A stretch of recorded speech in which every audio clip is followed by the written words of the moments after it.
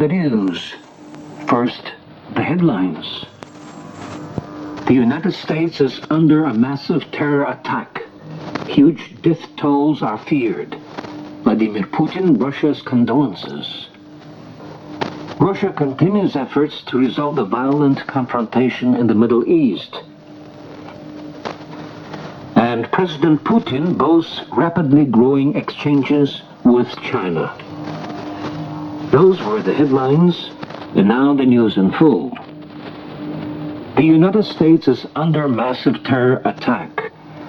At around 9 a.m. Eastern Daylight Time, two hijacked airliners, a Boeing 737 and a Boeing 767, both with passengers on board, struck the twin towers of the World Trade Center in New York within minutes of one another, causing both buildings to collapse. Tens of thousands are believed to have been inside. Shortly afterwards, there were reports of a similar plane crash into the Pentagon, with widespread destruction in the aftermath, and of explosions outside the State Department and on the Capitol Hill in Washington.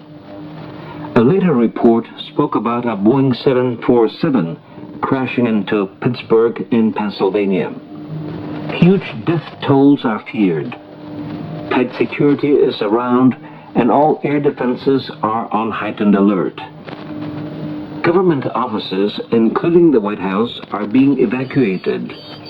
All major U.S. cities have activated emergency security plans. President Bush says his country is in the midst of a national tragedy of unprecedented proportions.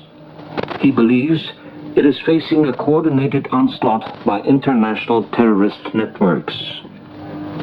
The U.S. administration is taking all the necessary measures to ensure the security of the American nation.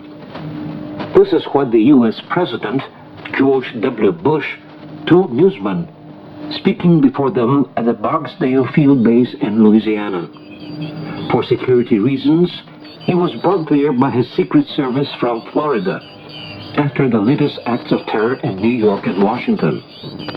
The president says that because of the latest tragic events in his country, he is contacting with other foreign leaders. President Bush says that all American armed forces, both at home and abroad, are put on heightened alert. By the decision of the U.S. government, a state of emergency has been introduced in Washington. Russia's President Vladimir Putin has urged the world community to act as one in the battle against terrorism. This is what he said in his telegram addressed to the United States President George W. Bush. Mr. Putin says that he is shocked by the reports about the tragic events in the United States. The Russian people voiced their anger over a series of barbarous acts of terror against innocent people, emphasized Vladimir Putin. Besides, he offered deep condolences to the United States over the terrible tragedy that it had suffered. On the same day, Vladimir Putin held an emergency conference with the power ministers. He has given instructions to take preventive measures to tighten security. Besides, new measures have been taken to strengthen the protection of the U.S. Embassy in Moscow.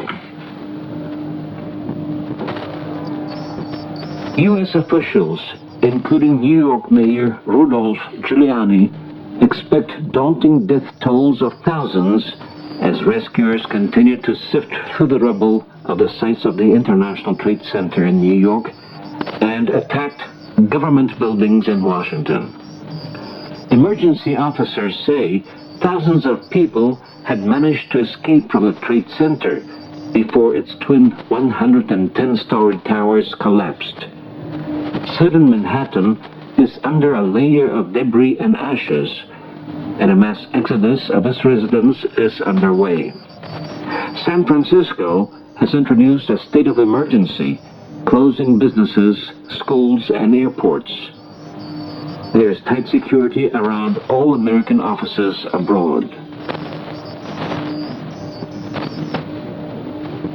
The Popular Front for the Liberation of Palestine is not involved in the acts of terror in the United States. This is what a spokesman for this radical organization, having its headquarters in Syria, Maher Taher, said in Damascus on Tuesday. Earlier, news agencies reported that the Popular Front had taken responsibility for the acts of terror in New York.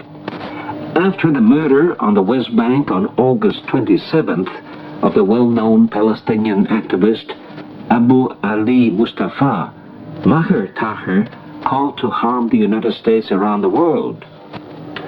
Meanwhile, the Palestinian leader Yasser Arafat has denounced the organizers of the tragic events in the United States and offered his condolences to the U.S. President and the U.S. people.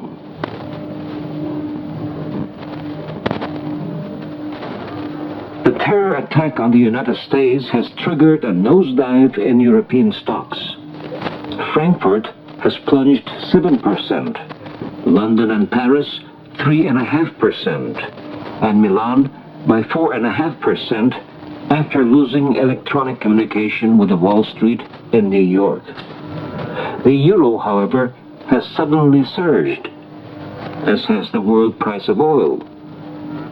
The European currency unit is changing hands for 90.5 US cents, and a barrel of crude costs $28.2 at the London International Oil Exchange.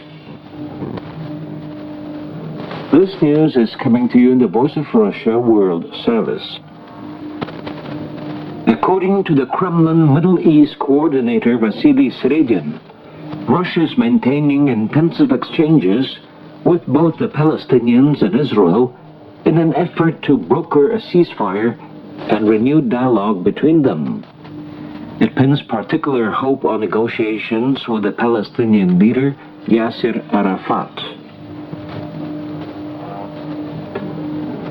Vladimir Putin and the German Chancellor Gerhard Schröder have discussed coordinated international measures to restore peace to Macedonia in a way that preserves the territorial integrity of that crisis-torn Balkan country.